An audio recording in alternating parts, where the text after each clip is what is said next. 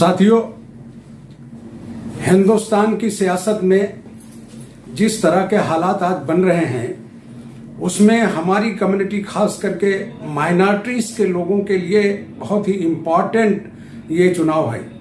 ये चुनाव सिर्फ एक राज्य का दिख रहा है, लेकिन इसी एक चुनाव से इस देश की नई सियासत का एक बड़ा मामला तय हो सकता है। जैसे लोकसभा के चुनाव ने उत्तर प्रदेश और महाराष्ट्र ने मिलकर इतनी सीटें पैदा कर दी कि केंद्र की वो सरकार जो खुद को 400 पर दावा करती थी वो 240 पर रुक गई और उसे बैसाखियों के सहारे भारत की संसद में आना पड़ा।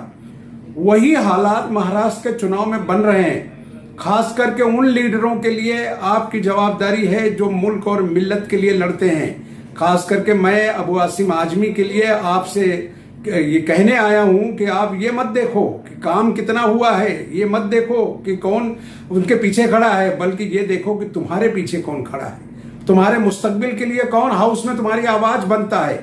मुल्क में जब दंगे और फसाद होते हैं, मस्जिदें तोड़ी जाती हैं, चर्चों पर हमले होते हैं, जब दूसरी हमारी इबादत गाहों को नुकसान पहुंचाता है, तो पहली आवाज जो हाउस में टकराती है वो अबू आसिम आजमी की होती है।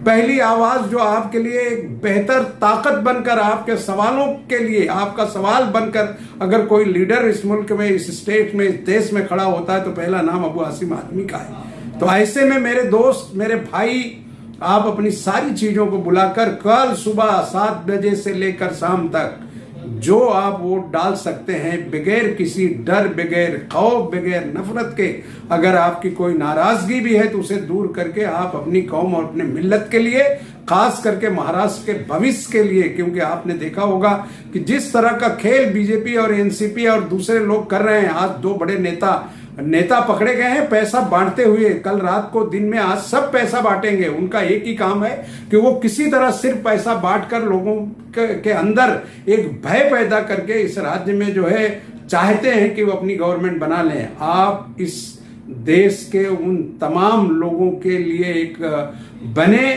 कि आपका एक वोट कितना कीमती है। मैंने पिछली बार लोगों से कहा था कि राजस्थान का एक वोट, जो सीपी जोशी उस वक्त कांग्रेस के अध्यक्ष थे, उनको एक वोट उनकी बीवी अस्पताल में होने की वजह से नहीं दे सकी और वही एक वोट से वो चुनाव हार गए। अगर एक वोट उसके साथ उनकी बेटी चली गई थी, उसका भी वोट आता तो एक वोट से वो जीत जाते। इसलिए आपके एक वोट की कीमत नरेंद्र दामोदर दास मोदी या गौतम अडानी या मुकेश अंबानी के वोट के बराबर है। आप अपनी वोट की कीमत और अपनी वोट की ताकत को पहचानो। इस मुल्क में एक वोट ने इस देश में प्रधानमंत्री बदले हैं। एक वोट के वजह से राज्य में मुख्यमंत्री नहीं बना। एक वोट की वजह से मुल्क और मिल्लत की तकदीर बदल सकती है और वो ताकत आपके पास है।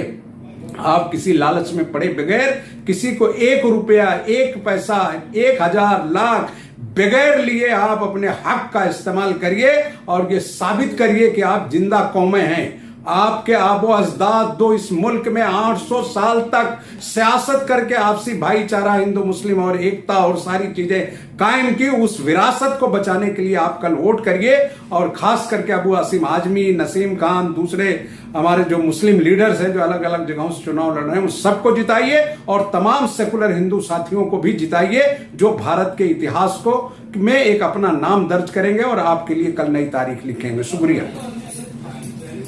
कितना हुआ?